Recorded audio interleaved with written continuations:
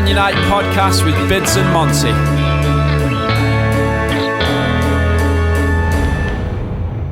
Welcome back to the Man United podcast for another episode.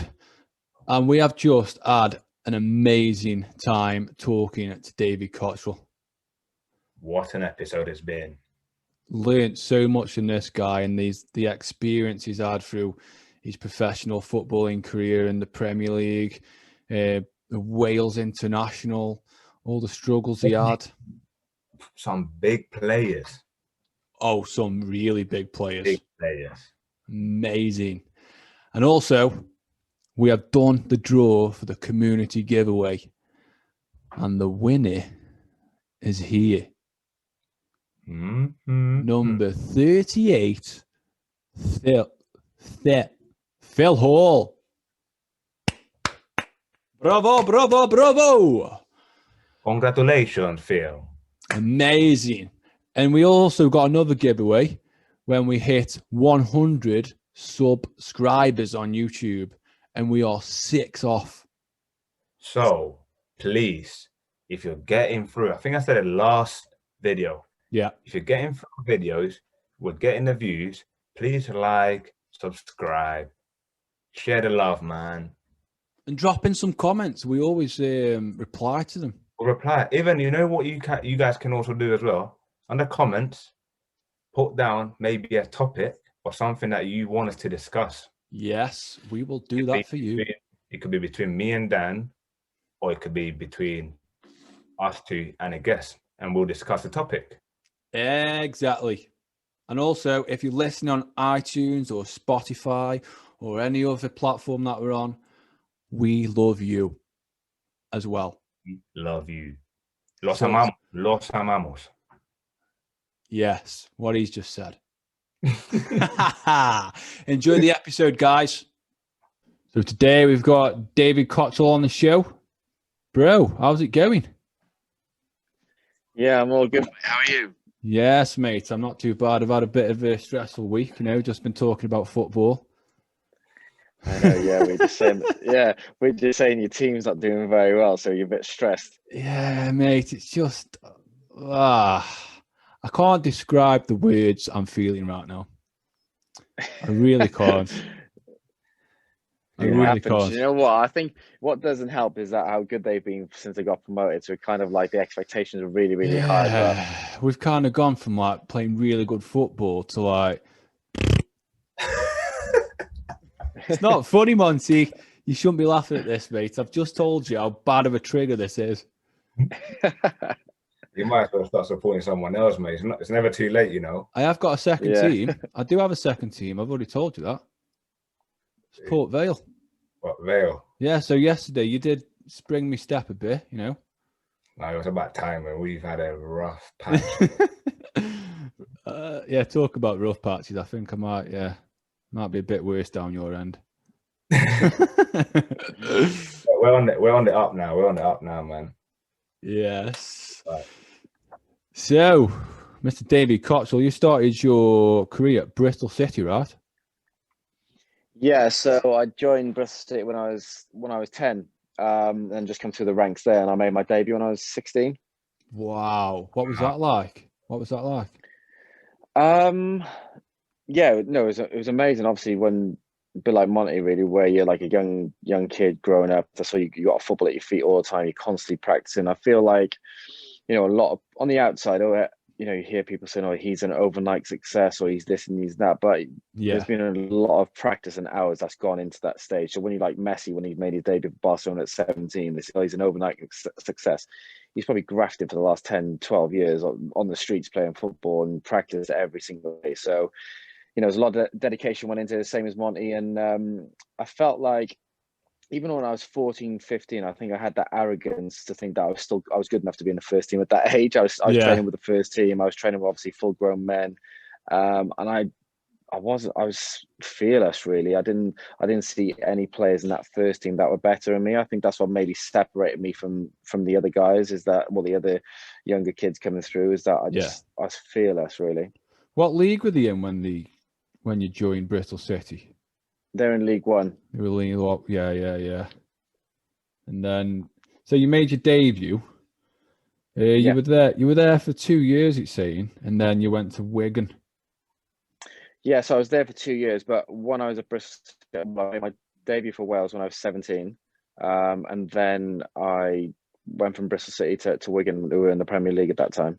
What was it like representing the under-19s Wales? Yeah, it was good.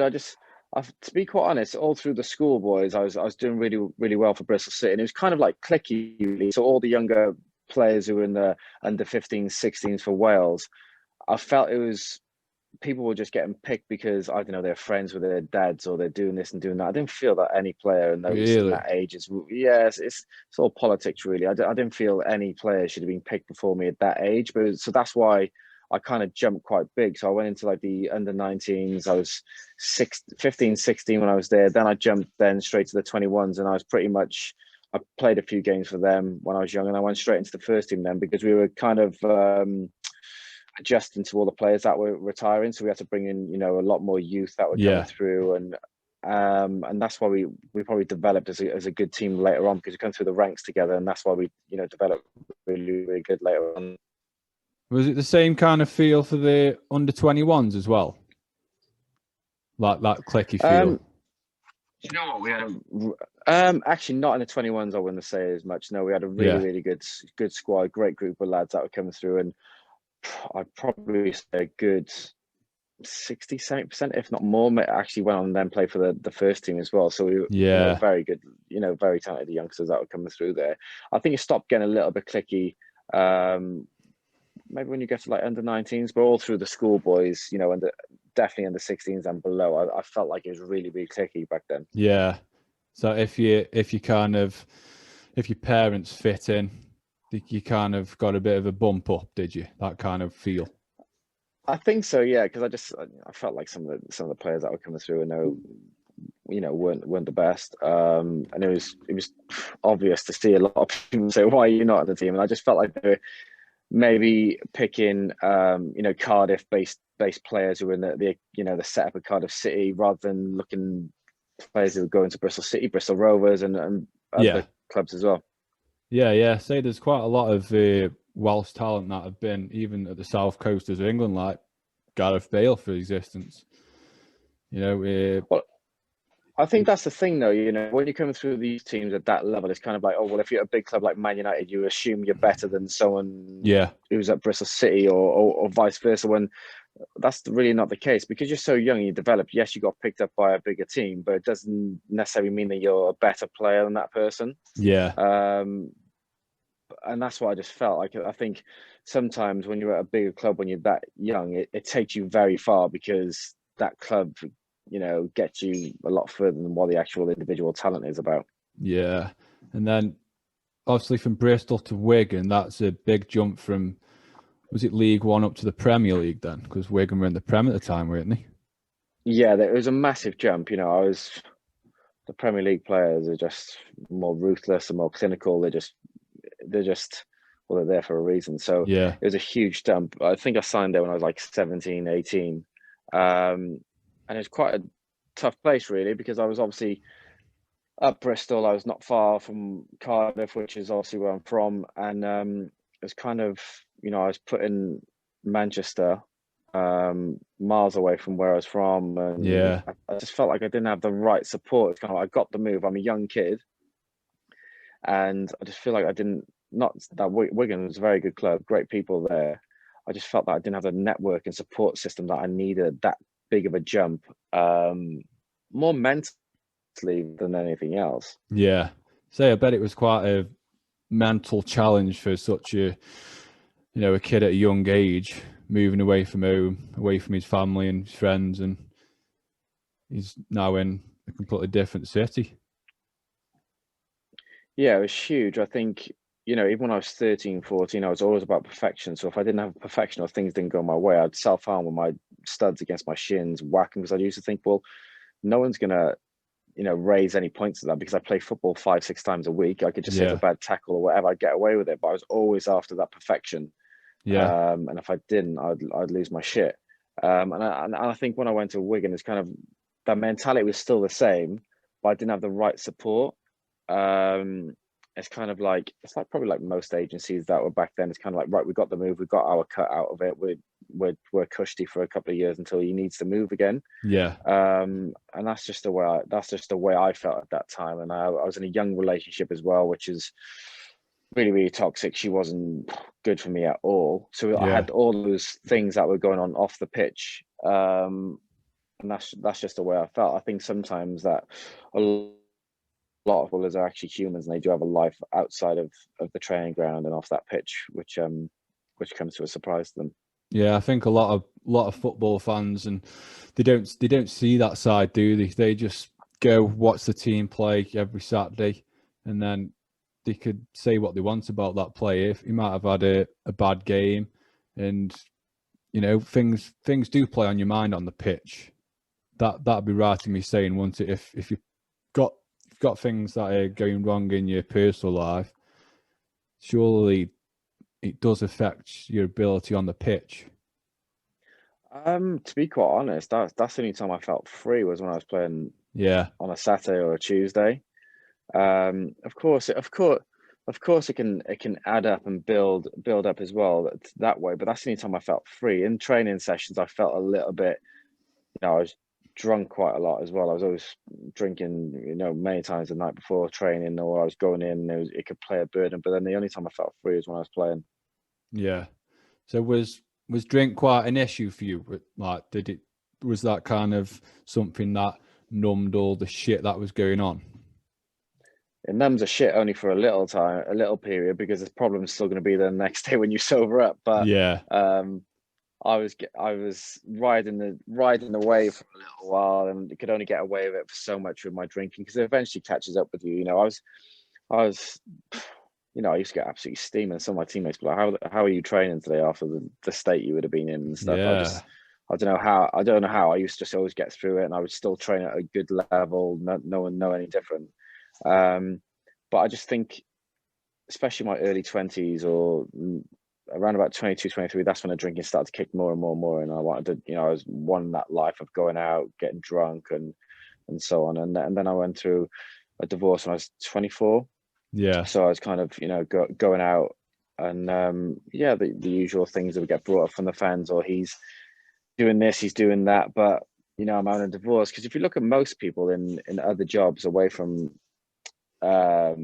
football or even other high level sports, it's kind of like when they go through a divorce, it's like, oh, he's having a divorce. But if someone in your office is having a divorce, like, he's going through a tough time at the moment, he's really down, he's having a divorce, and it makes it a lot more bigger than if you're an athlete, if that makes sense. It's just really weird. I don't understand why people have that perception. It's kind of like, well, of someone who's got working in an office, for example, having a divorce, it's a much bigger divorce than what someone who's a footballer having a divorce. I don't understand it. No, I think people look at it as because, oh, he's a footballer, he's got all this money, surely he can get a divorce and then carry on with his life happy with all this money that he's got. That's probably the main reason behind why people think like that.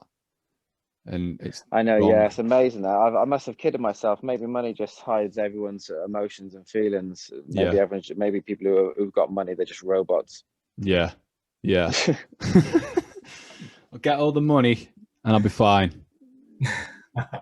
Let's put a quid on the lottery, earn a couple of million, and all my mental health problems will be gone. You know what? That's why I hate that. The amount of times I put on Twitter of certain quotes or whatever it is, and you get tweets off some people. This one guy, I remember, he did tweet me, say, called me every name under the sun. He goes, I would love to have mental health problems if it means I was on 40, 50 grand a week. I thought, do you know what? You're thick as fuck for one, because you have zero idea what mental health is if you're coming up with that uneducated answers, Yeah, it's dead easy to judge, isn't it? Really easy. I don't know if you've been through anything like that, Monty, with fans judging you because he's this professional football player. Why does he want to do this to himself? Yeah, obviously, like Cott said there, it's sad, it's upsetting and frustrating, because regardless of what you do or what you earn, you still have feelings. We're still human beings. And I used to get judged a lot, but you got to the point where I sort of had to sort of justify myself and explain. Yeah. That doesn't take away my thoughts and the way I feel. Yeah. And it's sad because we get seen and a lot of people look at us as if we're not allowed to feel down, sad. We can't show any weaknesses. Yeah, you can't do that, mate. You're a footballer. especially like for Cots, obviously, it must have been even harder because obviously he's played and was playing at the highest level. Yeah. And it's like, how was that for you? How did you deal with that? In terms of, do you know what? I think I always see it. It's all relevant, isn't it? Really, of kind of like no matter what you do, what your job is, if you're feeling that strain individually, it's kind of, it doesn't matter whether you're playing in front of 100,000 or whatever it might be. You still feel alone. I think the only thing I can describe is that you can be in a room full of hundreds of people, and I think we probably come from a similar place, and still feel alone, if that makes sense. So I always felt like it was just the way it was. I don't know whether it was kind of like I was used to that profession of obviously being brought up in from a very young professional, being straight into the workplace at 16 and seeing how it was. And I just didn't know any different really. So I just thought that's just the way it was. And it's only later on in life when you come out, when I retired and just come away from the sport, that you actually get to view things just a little bit more differently. Because I was at a place really when I retired, I couldn't give a fuck about anything. I did want to die. I was literally go to rehab or die. There was no in between. I had to get my shit sorted out. So I think when you reach that place, you kind of like have a little bit more respect and a little bit more know how to get out of things, if that makes sense. Yeah. So was it rehab for the drink? okay, nice. Did you go rehab for the drink, was it? Yeah, I went there for the drink, yeah, and it was just getting messy, really. I think, I was down all the time. I was spending a lot of time in bed, or I was getting steaming, and I just had enough. I just woke up this one day and I just had enough of feeling like shit. And it was just only, I think when you have mental health problems or you have an addiction problems, it just comes down to one person. You need to want it for yourself to get better, because if you don't want it for yourself, then you're never going to do that. Yeah, so that's one thing I always tell everyone. Like that comes to me and asks for like advice or support. It's like I can only give you advice, but I can't physically make you do things. Yeah. So yeah, it is up to everyone for sort their own mental health out. There's so much support out there to give you that little kickstart, and then the rest is up to obviously yourself to carry that on. Yeah. But with all the negativity around football fans, you went to Sheffield United from Wigan, and did you score a penalty against Cardiff? And you've received death threats from that. Yeah, do you know what? I think I don't know what level of who was, trying to cause those issues. Yeah. Death threats or whatever it was. But my mum and dad's house got sprayed as well when I signed for Swansea one of the times. I've gone like Jack Bastard, and when I scored for Sheffield United against Cardiff, I had a penalty and I scored, and I was having shitloads of trouble. I was going away on international duty with Wales as well after that, but I had a young son at the time. Yeah. He was, I can't remember how old he was. He was maybe 2, 3 or whatever. And, I was having problems. I had to make sure I had like security around, etc., etc. So I was like 8, I can't remember how old I was, like 19, maybe 19, 20. Wow. So yeah, it was with 19, 20. I think my son would have been 1 because I had him when I was 1. So I was very, very young, and I had to get all this stuff sorted out just for scoring a goal against, which I thought was quite pathetic. It's kind of like, I'm doing my job for my team. Ultimately, no matter where you're from or what you're doing, you're going out there to win a football match for your team because you want to win. Yeah. If you don't want to win, there's no point playing, in my opinion. So it's not like you're going. I think they expected me to probably miss a penalty on purpose, mate. Expecting me to put Yeah. Yeah, I think that's what they want. Smash it over the bar and like wave at everybody. There you go, done my job for you. That's fine. Yeah, do you know? You know what? If I would have put it in the stand, and then I would have been dropped for the next game. But then it's okay. I just did it for you fans because I didn't want to win, or I just want to get dropped. Yeah. It's still my life that I had to control. You know, shit like that bends my mind. You know what I mean? It's just mental how people could send death threats because someone scored against me that's from my own town. I know. Do you know what? It's just kind of like if you're a painter and decorator or something, it's like saying, do you know what? You're going to go and do a job, but you've got a tin of paint, you just throw it at the wall and walk out. It's just like, well, you're not doing your job, but it's just bonkers. Yeah, Monty, if Vale ever had a penalty against like Oldham or West Ham, you know, teams that you played for, would you bang it in the back of the net, or would you sky it? No, you got to try and score. You can't just. Are you sure about that? you just miss on purpose. Are you sure? Come on, bro. It's just stupid, isn't it? Like, how do you expect someone just to not do the job properly? I don't know. The opportunity to just. I haven't got an answer for that, mate. All right, well, like you, electrician. Yeah. Similar to what Cott said, basically. You go into someone's house to fix that whatever it may be, and you're just gonna go there and cut all the wires and leave. Yeah, exactly. Or just get it ready just to electrocute someone. It's the same thing. Depends if they piss me off or not. No, but yeah, it is exactly the same thing, but different levels. It's crazy, man. I haven't got anyone watching me do my work. You've got like thousands of people watching you take a penalty. Do you know what? I watched the Last Dance with obviously, you know, Michael Jordan and the Chicago Bulls. Yeah. And Dennis Rodman says to me on there, he says, the reason why I get paid so much money is because, well, 20% of it is my talent, and the 80% of it is literally bullshit that I have to deal with, like the media and the public, which is so right. Yeah. That's so mad. There's a lot of bullshit out there. We go bullshit fishing quite a lot. I go bullshit fishing on social media quite a lot.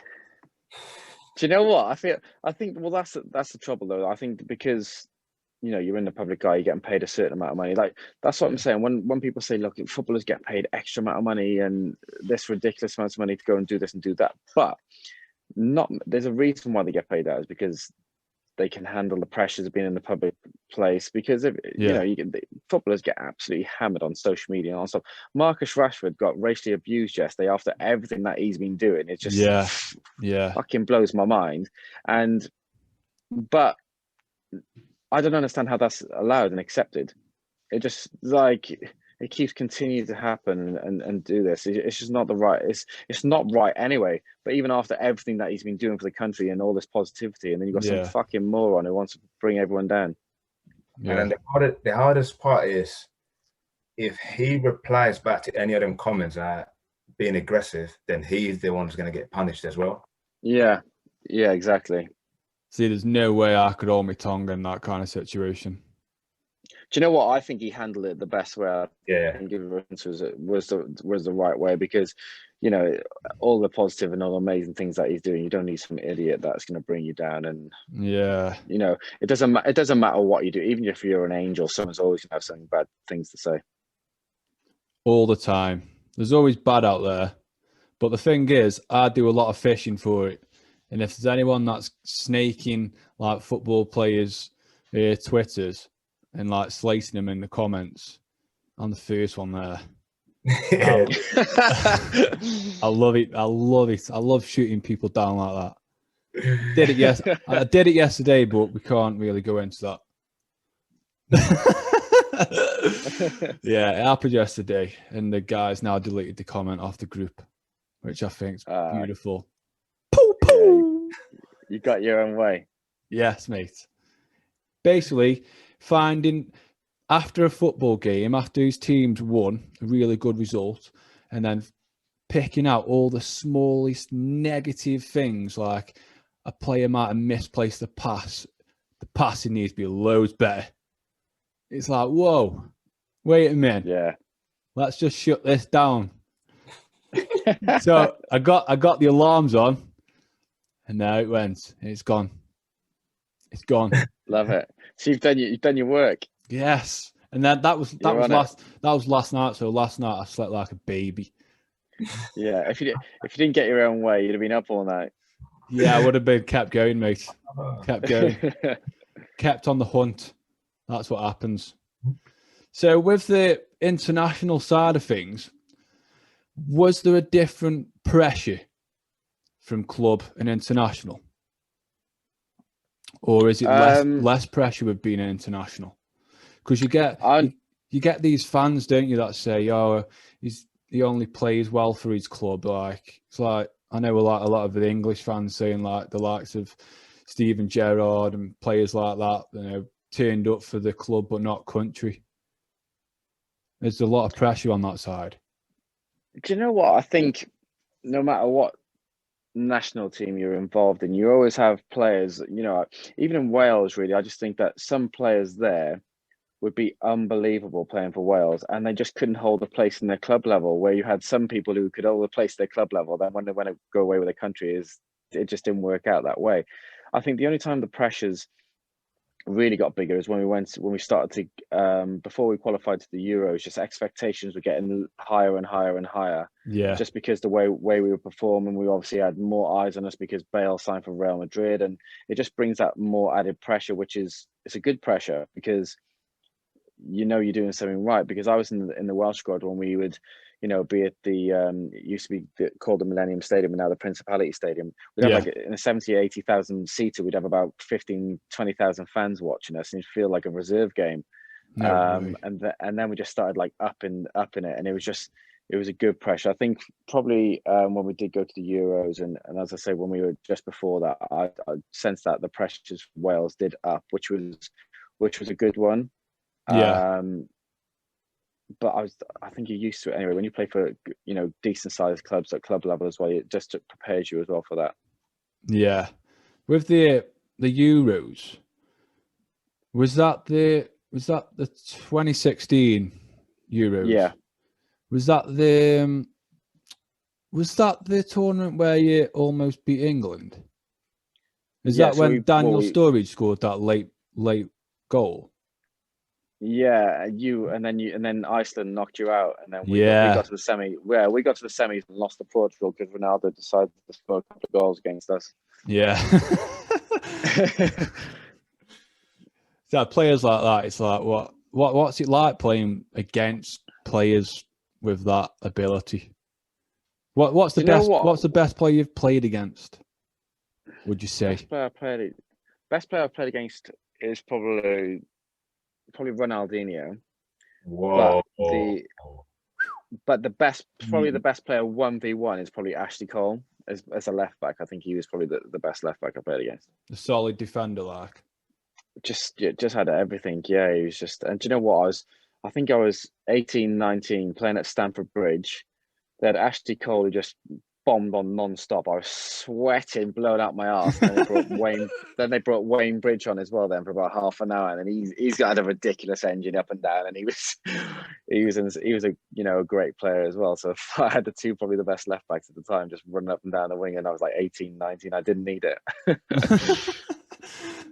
Don't like playing against like players with that caliber kind of give you that boost of like bit of a boost in confidence and makes you play a bit better, maybe? I think sometimes it can, but also on the other side of things, it can go the opposite way because it's so like, you know, well known and they're great players. Yeah, I think that's the trouble, you know, is that the pressures that they deal with on a regular basis is that, you know, when you play cup games or anything, anyone can turn up on their day and have an amazing match. Yeah. But the reason why these players are top players is because they can do it week in, day out. It's just like they can do it. But of course, you know, and then other players can freeze on a big occasion, which is, you know, it happens all the time. Yeah. So when did you come up against Ronaldinho? Is that international? Yeah, when we played Brazil in a friendly at White Hart, the old Tottenham Stadium, White Hart. Yeah. There. Wow. Oh, you played for Brazil then as well? Yeah, he was playing for Brazil, and I had like Marcelo, I think, was left back. He was just coming through his young pup as well. He was just bossing. He was bossing it. Yeah, he was bossing it. Honestly, so cash. Wow. Who else was in that Brazil team? You remember? I think It was Kaká. Kaká, Gilberto Silva. They had loads of They're Maicon. They just had a ridiculous squad. That's before like Bale, obviously. That's before obviously Bale twisted him up at the San Siro. Oh yes. That tell you what, that clip keeps coming up like all the time on social media. Because that was when he rattled in a hat trick, wasn't it? Do you know what? We're starting to go away with Wales, and you could. Do you know what it would irritate me is that he was eating sweets all the time, like Haribo's, and you have Cocoa Pops for breakfast with like white bread with jam on toast. I'm just like looking at this guy. His calves are bigger than everyone's quads, and I'm just like. And next year he just started like skinning everyone for fun. The goals against Inter, I think that's when he was just before that he was just turning up a notch, wasn't he? And he was just like coasting past people, and then that's obviously when he got his move to Madrid. Yeah, because he started as a left back, didn't he? And then just moved up the field, didn't he? He was just so good to be a left back. He was just too good to be kept back there, really. Yeah. He was such a threat going forward, and his engine's insane, which he could put obviously left back and left wing back. I just felt like I think he was just better going forward when he was further up the pitch. Yeah. So with the Wales side of things, obviously you were close with Gary Speed, the manager. Obviously, unfortunately, took his own life. Was there any signs from Gary at the time? Did you see I get anything? asked this question. I get asked this question a lot, and you know, I used to travel in from Manchester to Sheffield United when we were there. Yeah, and he was just always so supportive, always like really there for me because he was obviously a lot older, and because I was Welsh, we had kind of like he just took me under his wing really. Yeah, and he was just never any signs. He was always there for others, which probably. Most people with mental health problems, they tend to be there for others and leave themselves behind. I think that's what tends to happen. I think it's just sad, really, because he was so close to his kids and his wife, and he was just an amazing bloke. So I bet that was kind of a bit of a shockwave through the old. I know it was a shockwave for the old footballing world. And what was it like for playing for Wales after that? Was there any kind of a different feel to it? Yeah, I think for a few camps it was just down, and it just didn't feel right with obviously him without him being there. Yeah. And I still think even to this day, everyone always remembers where they were. It's always like something that you just know. I was driving on the motorway and Andy King was calling me. He said, "Oh, have you seen the news about Speedo?" And I was like, "No, what?" And he told me, and I just, in disbelief, I just went home and just obviously seen on Sky Sports News. I was just watching it and just a daze for hours really. And I just always think about when he was on the phone on the team coach when he speak to his sons that ask him how their day's gone and how there's football gone, etc. Yeah. It's just really, really sad for the young boys. So did that affect your mental health? Obviously, with that news. Of course, yeah, it would affect everyone who knew him. Everyone would have just, been really sad and got affected by that. And because he was so tough, I think he was so tough and so happy on the outside. It proves that no matter how you look on the outside, you can still be going through hell in the inside. And it's just obviously you mask those problems. Yeah, there's a lot of people you see that do mask it. I mean, it's like before we were on about Robin Williams, weren't we?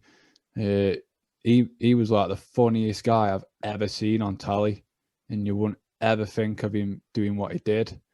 And then you've got Chester, the lead singer of Linkin Park, who was absolutely an outstanding talent. And when you saw him on the camera, he was so like energetic and jolly. And then obviously suicide took him as well. So it's honestly it's just a really hard topic to talk about, and I do understand why people kind of shy away from the mental health talk, because there's many times where people have asked me about it in the past and I've shied away from it. It's only the last couple of years where I've began to open up about mental health, And I think as soon as you do start opening up about it, that's when your life can start taking a really positive change. I don't know if you feel the same. Do you know what? I think since I've spoken about it, the amount of people that are so much more comfortable speaking to me, and you realize how many more others that are actually going through it. Yeah. And the reason why people are comfortable speaking to me is because they know that I've been there. Whereas if I didn't speak about it, a lot of people wouldn't speak to me about that subject. Yeah. And it's nice really, because you give them a safe place and they trust you to talk about these things. And so on. I had even a phone call today. I was dropping my daughter, and when I dropped her off, when I come off of that, someone called me and they were saying the reason why I can speak to you is because you just know about it, and that's what it's made them give them a lift, and they're a lot happier today. And it just goes to show, even just being open and talking about it, it's just a simple, when you think of it, really, it's so simple to ask for help, but we find it as humans, we just find it as such a struggle. And the only thing that I can say is that when I asked for help to go to rehab, I'm 2 years sober, the 15th of February. And if I didn't ask for help, I wouldn't be in that place, and I wouldn't be able to mentally be better. I still have shit days, still make fuck ups on a regular. That's what the thing is. When you do things, especially with me, where I have my own foundation and so on, you still fuck up, you still make mistakes. It's just how you address those and still continue to get better, Yeah, I've said it before, having a bad day isn't wrong. For some reason, people think having a bad day, you can't have them, and you shouldn't be having a bad day, and then that makes you feel even worse. That's how I used to feel a few years ago. If I was having a bad few days, I'd make myself feel worse because I'd be beating myself up about, being a dick to people. Yeah. Yeah. Do you know what? That's what I always say when people say, "Do you know what? I've been stuck in bed all day today. I felt like shit." I said, "Okay, so what? Don't be so hard on yourself. You've had a shit day today. You're entitled to have a shit day and stay in bed. Bosh, make sure you attack the day the following day." I think that's what I did. That was a problem for me, is that I would, when I had a shit day, it'd be then days, then weeks, then so on. I'd let it materialize and get bigger and bigger waves. Now when I have a shit day, I think, right, I'm going to go for a walk, put my headphones on, and I just know how to get myself out there, just keep firing. Whereas before I'd really, really struggle. But I think you get more satisfaction when you go through that pain. Just keep and routine is key. Even if you feel like shit, make sure you still go for that walk. Make sure you go do whatever makes you feel happy. If you want to spend time in bed eating fucking Dominoes, and do it, but make sure that don't happen the next day. Yeah, so I get loads of Dominoes texts. I know, honestly, it pissed me off. Every single day. I had one this morning, 50% off, and there's an option to stop it, right? But I never do, because I like them being dirty. Keep sending me them texts then. Brilliant. But Monty, what's it been like for you since you've opened up? Because you opened up on Sky News, didn't you? Yeah. What's it been like for you? It's been good. Obviously, before that, I used to just open up about it to my family, but they've experienced it they've not experienced it, but they've seen me go through what I went through. Yeah. So which was my missus, my mom, and we used to have the conversation. Oh my God, I can't believe I was thinking like that. I can't believe I was feeling like that.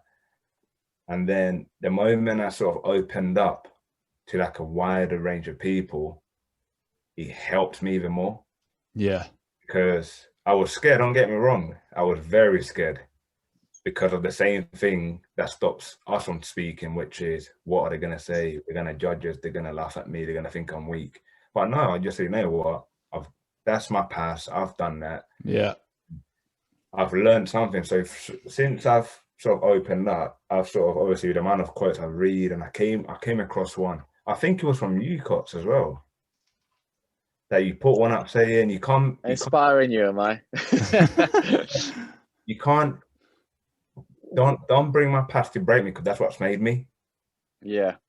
And it was from you.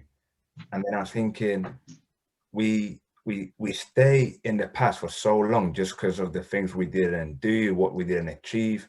But then again, our future is spotless, and you can write a new page, and you can direct it the way you want to direct. And now that's what I did when I opened up. It was, okay, I've done that now. I've spoken to my missus. I speak to my mom about it.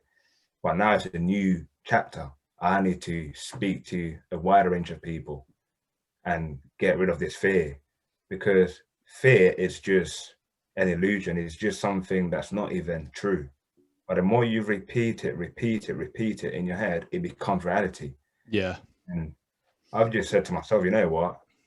I'm going to speak out. And then since then, I felt a lot better.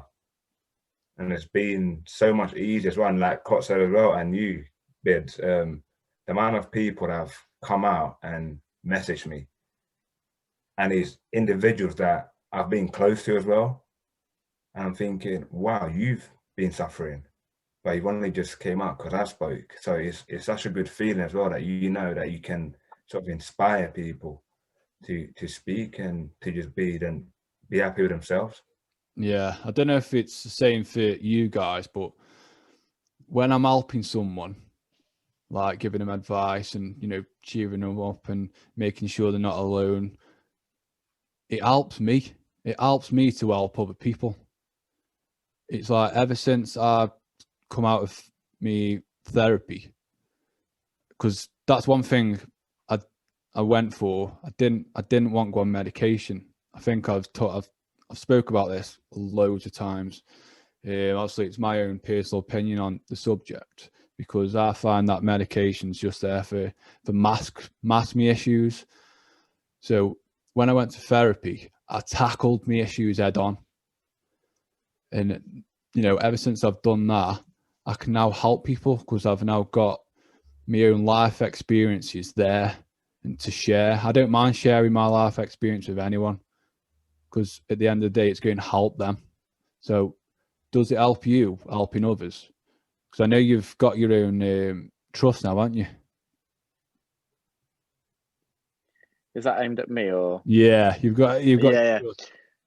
Yeah. So I've got my own foundation, which has been going for probably about, I think it's 2 years. And I think you're right. I think when I was doing the public speaking, I'd go into companies, I'd go in, do this and do mental health talks. Yeah. It's kind of, you know, when you're talking about your own problems, you get a lot of satisfaction of helping others. I think that's where probably my adrenaline rush come from. Instead of like, obviously where it's taken away from football, you're then doing those talks and you're helping others. So I get that now, which is the most important thing. I think, like what you said, I agree where you're passing out your own experiences. I think that's where I reached out to go to rehab, because when I spoke to a guy I was like, wow, you're telling me the fucking same stories that I think that I am. When I spoke to another fellow alcoholic who's on recovery, yeah, I couldn't really relate to other people before that, because I was thinking, well, how the fuck can you tell me? Because you're not in my shoes as well. Because I think unless you walk that path, it's very difficult to explain what's going on. So when I did have that guy speak to me and say, look, you are an alcoholic, and I explained my story, he said, you're exactly what I was like 11, 12 years ago. Up until that point, I probably wouldn't have reached out for help. So it's the same thing with depression. Unless you've not suffered and gone through those things, how can you give me advice what's best to do? Yeah. If you didn't reach out for help, where do you think you'd be now? Probably dead. Yeah. I think. Yeah. I was just in, as I said to you before, it was do or die for me. I was no in between. I think sometimes you speak to people and say, oh, well, you know, this could have happened, this could have happened. Mine is plain simple. If I didn't go to rehab, I would have died, because I would have just continued to drink. Yeah, this would have happened. Yeah. So a lot of people have said that to me. I always ask them, like, well, because if someone asks me about, well, I don't know whether I should go to therapy or do I need to see my doctor, it's like, well, in my personal journey, I went to a therapist and this happened. And then they always say to me, well, what would have happened if you didn't go? And it's pretty simple. Like you said, you'd be dead. And they're like, oh, why would you be dead? It's like, well, I wouldn't have tackled all my demons that were going on in my head. And, you know, he would have killed me in the end.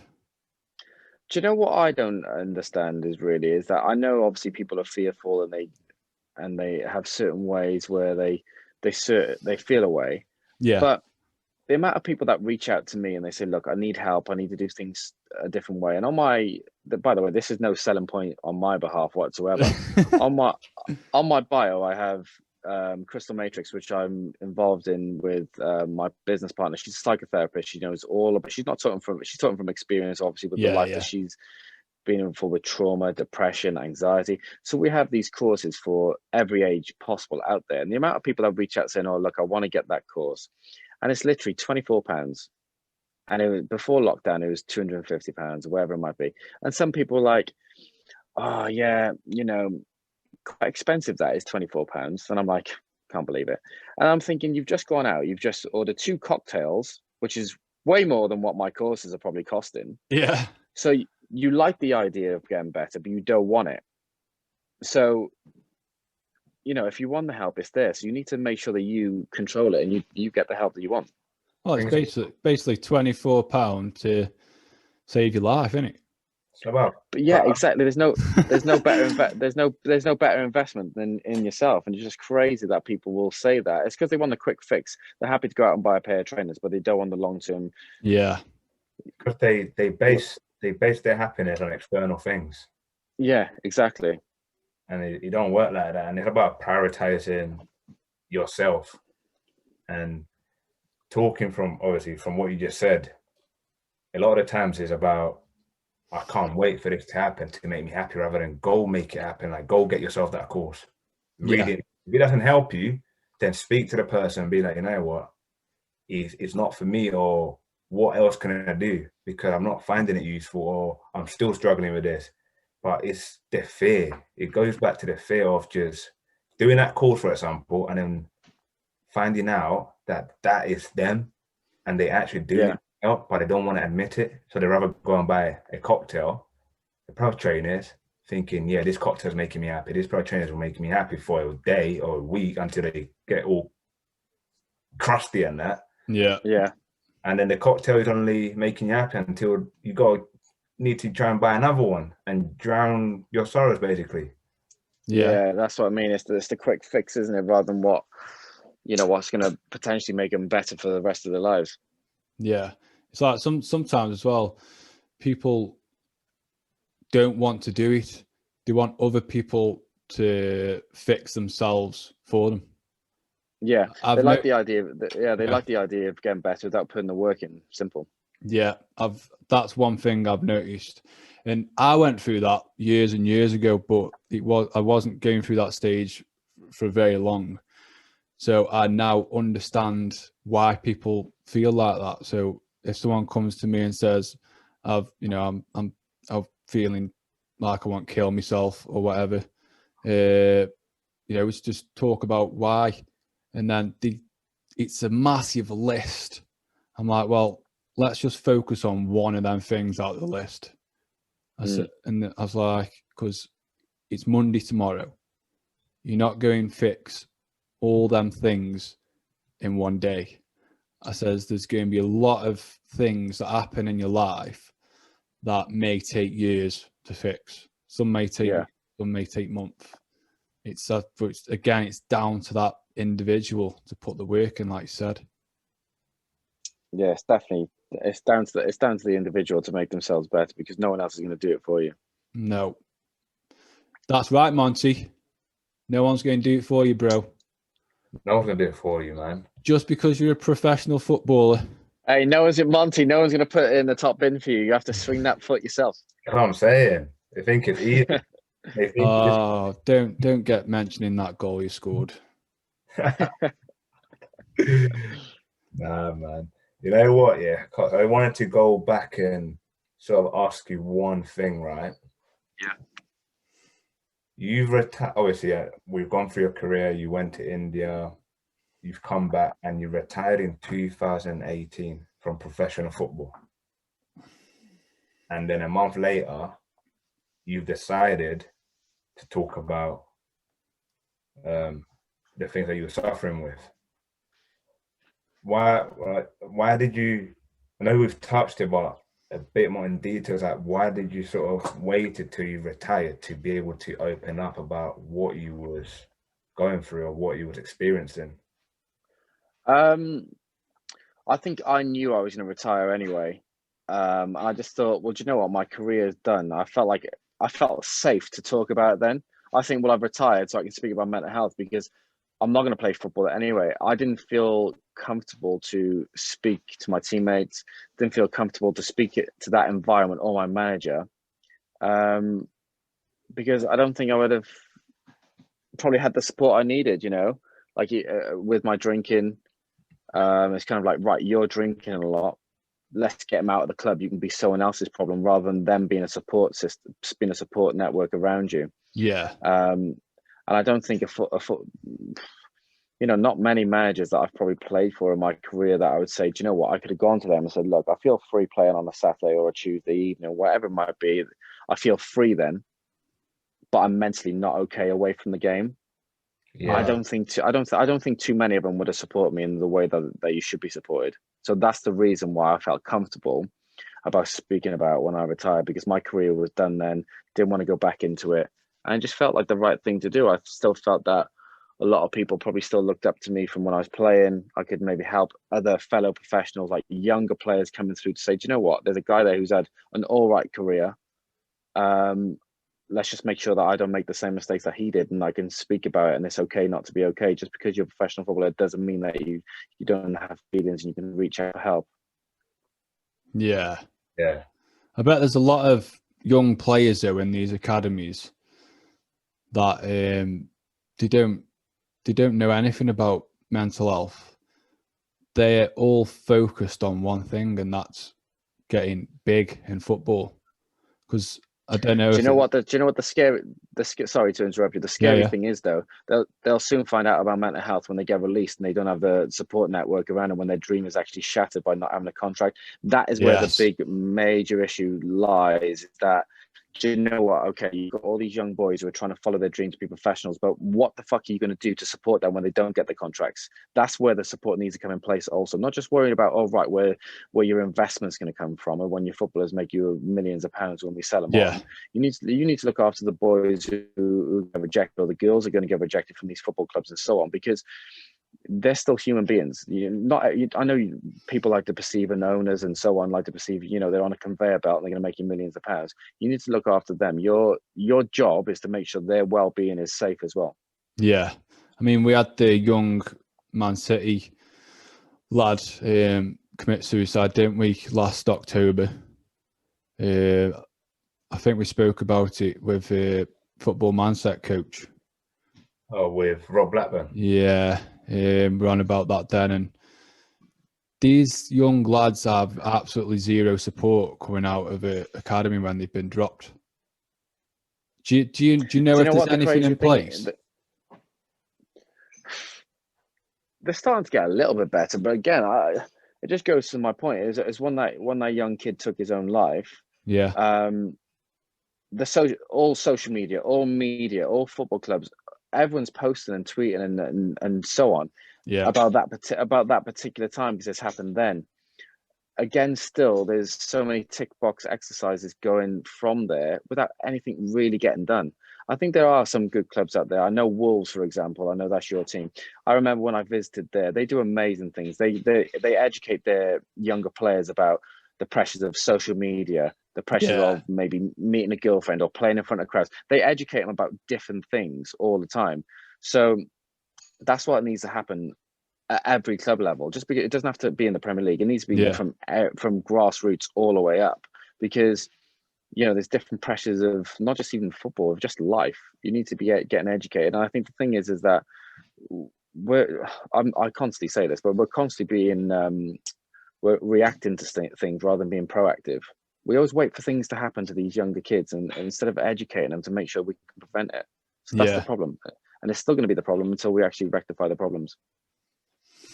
Well, it's all about education, Monty. You love a bit of educating, don't you?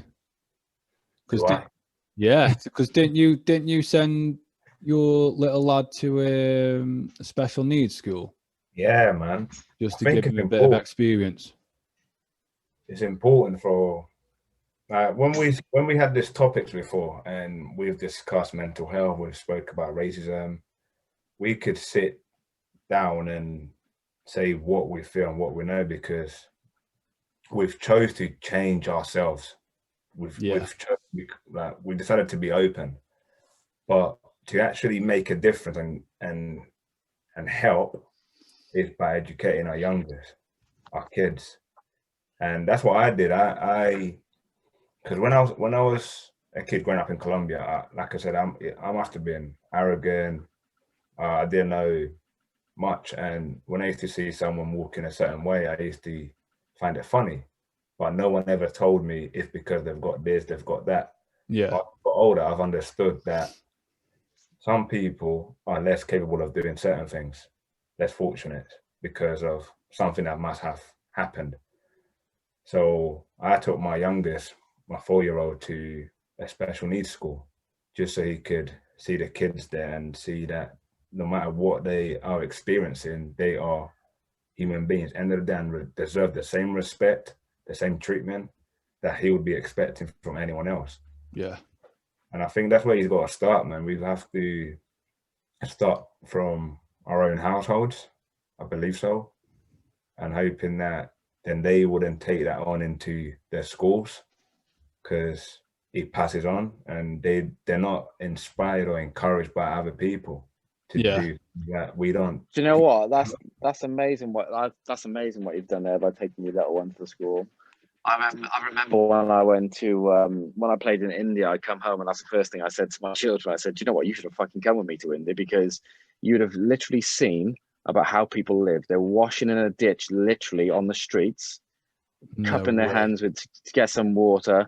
They, it's just they haven't got no phones. They haven't got the internet. They don't have Instagram to go on. They're starving. They literally don't have no food. They don't have no water, and they literally don't have no clean water. They're in a ditch outside, wash themselves with like a builder's hats, where they're using as like a bucket." Whoa. Whereas like when we're over here though, we're just kind of, do you know what? You're not paying my phone bill. My Instagram's not working. My internet's not working. Where's this? Where's that? Do you know what I mean? So I think we take so much for granted. When we take away those little things, you realize exactly what families are actually doing for the children themselves. But you are right, Monty. I think it comes from the education side of it when you're at home, because I truly believe, well, no one's born a racist. Yeah, You're taught it. It's a fact. Because so if that, say for example, if I was racist right now, I've been taught that at home. So then I'd be looking at my parents saying, well, what the fuck are you doing? Because you've taught me that, and then I'm then passing it down to my children. And that's the problem. We're passing on to the generations and generations where it needs to stop. Because, I think I was driving with my son the other day actually, and he said, "Oh, that boy there, he's got a nice coat on," and it was, I think it was a mixed race kid who had a nice red jacket. And I was like, "Yeah, that's nice." And so, whereas if we probably would have gone back maybe 10, 15 years ago, or even less, so they would have, the kid would have said, we were as kids would probably have said, "That mixed race kid has got a nice coat on." Whereas now, because he's been brought up in an environment not to be racist, he said, "That boy has got a nice coat on." Yeah. So we're not separating skin color or anything, because I've educated him not to be that way, if that makes sense. Yeah, I agree. All starts from the home, Monty. All starts, man, from the home. From the home.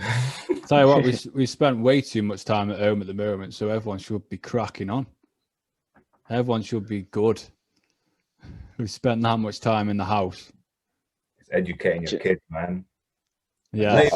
Not even just the kids, educating yourselves as well, man. Like, we never stop.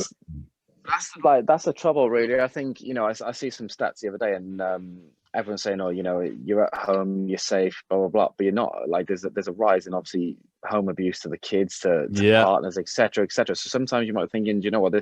You get at home, at least you've got a roof over your head," but that's not necessarily a good thing, because some people are not safe at home because they got fucking all sorts of abuse and shit that's going on as well, which that needs to be rectified immediately as well. Yeah, we've seen a lot of abuse happening, especially in my local area, and I know for a fact it's going on around the world, not just in the UK. And that's why it's so important. I know it happens a lot to women, domestic abuse. But obviously, it does happen to men as well. And we do have Women Unite, which has now been set up for women only.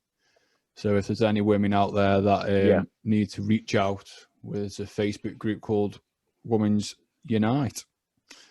Because at the end of the day, everyone's got mental health problems. You know, we're all human, and me and Monty will both tell everyone that we're not just focused on men. Obviously, we are the Men Unite podcast, but we're not just focused on men. We help everyone, even aliens. Because you believe in aliens, don't you, Monty? I believe in all sorts, mate. I'm going to drop on to. We've got a couple of questions in the podcast community for you, bro. Yeah. First one is from Josie Woods. What was the main factor behind retiring from football? I just wasn't enjoying it anymore. I think my mental health would just bring me down a lot. My drinking was, in fact, football probably got in the way of my drinking towards the end. Really? And I was just fed up. And I was just fed up with the politics as well, really. I was just thinking, I didn't really want to drop down the leagues. I went to India to give it one last chance to see if I enjoyed it. Won a good decision because I was mentally fucked. I was then in a room in a hotel without my family, so I was alone anyway. So that wasn't a good move. And I just didn't enjoy it. I just really, really didn't enjoy it towards the back end of my career. I lived my boyhood dream. I set out to work extremely hard. Got to do something that I was really I was lucky to obviously do. Yeah. But I was just done with it. Mentally I wasn't there, and the politics side of things I was just done with it. Yeah, so the mental health was the main factor, but actually there's a lot of things that built up. Drinking, yeah, it was just a number of things. Probably the mental health and the drink. Definitely the drinking was a major factor for me. Yeah, but you're playing for Barry Town now, aren't you? Yeah, so I was hitting the gym for a little while, and I kept on bumping into the Barry Town manager. And for literally about a year, he was like, come down, have a little training session, see how you like it, blah blah blah. And then we were in the change rooms, and I was like hitting the gym every day. It was more for the mental side of things. I wasn't going there to look like the Rock or anything. I was literally going there to like do it for mentally, more of like a routine. So I went there, and he's like, you're looking trim, you're looking in good shape, and blah blah blah. So he said, oh, do you want fancy coming along? And after about a year, I said, do you know what? Yeah, I feel like I'm in the mood to just keep it. I was using it maybe as just kind of socializing, having a bit of banter because my cousin plays on the same team, and I know quite a few of the boys there. Yeah. And I probably missed more of the competitive edge, so that's what I got back into it, and I've been enjoying it. I think I like helping the younger players, not just physically, but on the mental side of things as well. So I think that's where, a lot of the younger guys, they'll message me and speak to me. And I do really, really enjoy that part and the competitive edge. And I wouldn't necessarily say that I've missed football, I missed the winning feeling. Yeah, elements of it, like. Yeah. I'll tell you what you should do, Monty. Pre-season friendly. You know what I'm saying here? Pre-season friendly. Port Vale v Barry Town. Oh, I would love it, man. Oh, we got to get it on. You know what? I think we got to get it on. Got to get it on, mate. What? Get it on, and then we need to raise some money, and then it can go to some mental health charities. Yeah, that would be good. Yes, mate. That will be a sick game. Where would it be held? Wembley? I think so, because they'd expect a full house, I think, wouldn't they? Yes. To be fair, I think after all this shit that we've gone through, I think everyone will be there. Yeah, everything's going to be a full house. Everyone's going to be out and about, aren't they? Yeah. No, that's a good idea, mate. We should get on that. That is a good idea, to be fair. Do it. Pre-season friendly. Get on to Carol. Let's get it done. We've got another question from Michael McDonald, who says, who was the most difficult player to play against? I think we have touched on this. Yeah, we've covered that one already, didn't we? Yeah, we covered that. Probably, Ashley Cole is, 1v1 is probably the best left back I played against. Beast. In his prime, he was an absolute beast, wasn't he? Do you know what? I don't think he gets I still don't think he gets the respect that he deserves. Unbelievable player. Yeah. And I don't think he's got a Legends card on FIFA yet either. Actually, I think he might have one, you know. I'll leave that to you. I don't play computer games. I've got too many kids to run after. Monty loves a bit of gaming, don't you, bro? Yeah, Fortnite every now and then, man. You know what? Yeah, Fortnite is.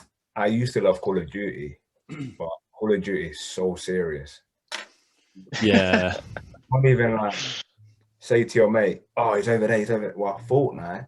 As soon as you get shot, you got time to build a house.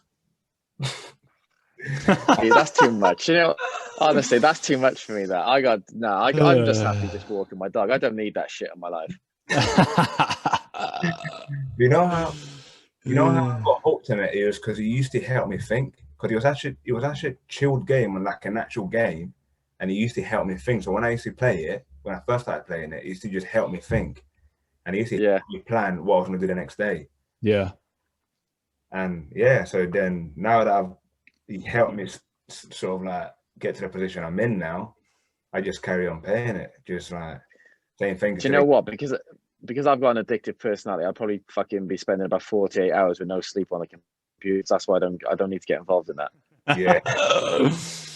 Tell you what, we'll have an Instagram photo off you soon with a picture of a PS4 and an Xbox. Honest. We've got it. Do you know what? I've played a couple of games against my my son, and he's. Do you know what? I can't be missing much because he spends a lot of time on FIFA, and I still kick his ass. Yeah. It's normal though, isn't it? Because you used to play all the time. He's just starting to pick it up. You know, all the tricks. FIFA makes me so fucking angry at times. Do you know what? But he comes with a shit talk as well, and then because he's such a bad loser, he'll turn it off for like 5 minutes ago. He's like, "Oh, it's game blue or whatever." Nah, I'm still like, get downstairs. You still need to make me a cup of tea. That's your sacrifice. So, where can people find your charity, bro? What information? So it's the David Cotterill Foundation on Instagram and Twitter and things. But probably if anyone is looking for support and they want to get help mentally, it's the Crystal Matrix, which is obviously online, and then it's on Instagram as well. So there's courses there available. There's not just courses for adults. If you know that your children are suffering, there's work booklets. There's all sorts of there's from 6 to 11-year-olds. There's then educating teenagers from 11 to 16. So there's all sorts of things available. Even just little work booklets. There's sexual trauma on there and so on. That is, Alex designed. That's awesome. We'll put them, if you send us the links, we'll put them in the descriptions and get them out there on the socials as well, man. Yeah, no worries. But mate, honestly, it's been awesome having you on the podcast today. Thanks for having me. I would, we could chat about all these subjects, mental health, racism. We could probably be spending hours. Oh, easily. Say there's always a slot for you, mate, if you ever want to come back on. No worries at all. So thank you so much, bro. Yeah, man. Right. Nice to speak to you. Enjoy the rest of your day. What have you got planned? I will. Usual, eat and just take my dog for a walk. All I do is fucking eat. Lockdown's killing me. It's fucking freezing out there, mate.